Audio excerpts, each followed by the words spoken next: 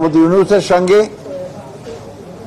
আমাদের বাংলাদেশ জাতীয় দলের ভারপ্রাপ্ত চেয়ারম্যান জনাব তারেক রহমানের যে বৈঠকটি সরকারের অর্থাৎ প্রধান উপদেষ্টার আমন্ত্রণে অনুষ্ঠিত হয়, প্রায় 2 ঘন্টার এই বৈঠক নিয়ে গোটা জাতি আপনার উৎকণ্ঠার সঙ্গে অপেক্ষা করছিল এবং সবাই অপেক্ষা করছিল যে এই বৈঠকের ফলাফল।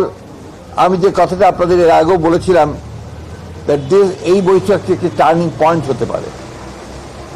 আল্লাহর কাছে অশেষ কৃতজ্ঞতা জানাচ্ছি যে সত্যিকার অর্থেই এই বৈঠকটি একটি টার্নিং পয়েন্টে পরিণত হয়েছে।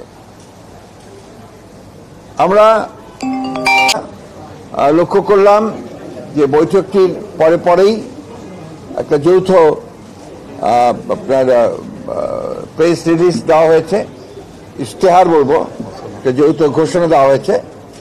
যে ঘোষণাতে খুব পরিষ্কার করে বলা হয়েছে যে আমাদের 2 নেতার বৈঠকটি ছিল অত্যন্ত সৌহার্দ্যপূর্ণ এবং অত্যন্ত একটা সুন্দর পরিবেশে বৈঠকটি অনুষ্ঠিত হয় এবং যে বিষয়গুলো আলোচনা হয়েছে তার মধ্যে প্রধান ছিল যে নির্বাচন ইস্যু। সেই নির্বাচন ইস্যুতে জনাব তারেক রহমানের যে প্রস্তাব, যে নির্বাচন যে ঘোষণা করা হয়েছে আপনার এপ্রিলে, যেটা প্রধান উপদেষ্টা ঘোষণা করেছেন, সেটা উপযুক্ত সময় নয় বিধায় তাকে পিছিয়ে নিয়ে আসা। এবং সেই ক্ষেত্রে আমরা অত্যন্ত আনন্দের সঙ্গে, গোটা জাতি আনন্দের সঙ্গে লক্ষ্য করলো যে আপনার এইটাতে প্রধান উপদেষ্টা সম্মত হয়েছেন এবং তারা ফেব্রুয়ারির মাঝামাঝি সময়ে নির্বাচনের সময়সীমা নির্ধারণ করেছেন।